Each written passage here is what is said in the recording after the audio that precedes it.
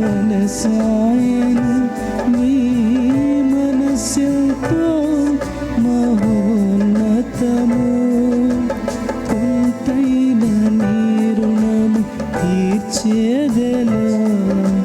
నీవు లేక క్షణమైన బ్రతికేదెలా విరిగి నలిగిన మనస్సుతో నిన్నే సేవించేదా నా యజమానుడా సేవించేదా నా యజమాను